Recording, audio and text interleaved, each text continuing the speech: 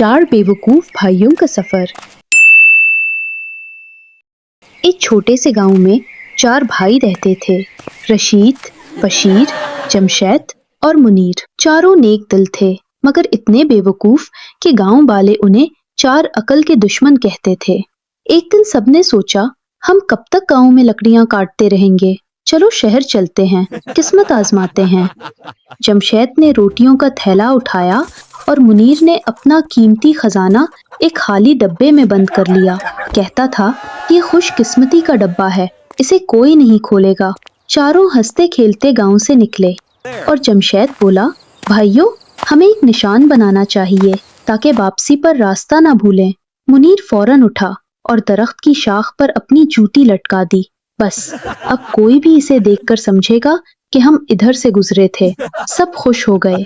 कुछ देर बाद वो जंगल के अंदर पहुंचे। रास्ता लंबा था, सूरज ढल रहा था। बशीर बोला, भाई, रात को अगर कोई चोर आया तो हम क्या करेंगे? जमशेद ने फख्र से कहा, मैं चोरों को बहकाने का प्लान लाया हूँ। फिर उसने अपनी रोटियां दरख्त की शाख पर लटका दी। तीनों खुश हो गए, जैसे बहुत बड़ा प्लान हो। रात हुई, जंगल में डरावनी आवाजें गूंजने लगी। फिर थकन से सो गए। कुछ देर बाद चार चोर चुपके से आए। चोरों ने आराम से उनका सामान उठाया और मुनीर के खुशकिस्मती वाले डब्बे में अपने जूते डाल दिए ताकि किसी को शक न हो। सुबह हुई, भाई उठे तो सामान गायब।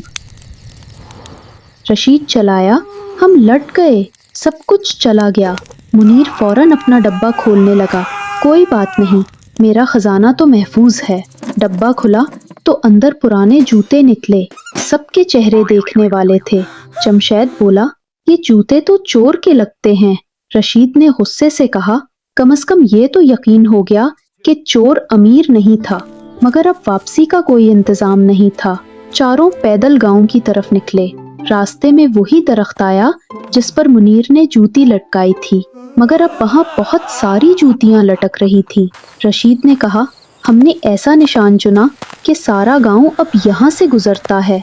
आखिरकार जब वो गांव पहुंचे तो सब हंसने लगे। चार अकल के दुश्मन वापस आ गए। लेकिन रशीद ने संजीदगी से कहा, हाँ, हम बेवकूफ जरूर हैं, मगर अब इतना तो सीख लिया है, दुनिया में किस्मत नहीं, अकल की जरूरत है। फिर चारों भाइयों ने बैठ के बात की कि अब से वो अकल से काम लेंगे। फिर सब भाइयों ने गांव में दिल लगाकर काम करना शुरू कर दिया। इस कहानी से हमें ये सबक मिलता है कि सिर्फ नीयत काफी नहीं, अकल भी जरूरी है। जो सोचे बगैर चलता है अक्सर लुट जाता है।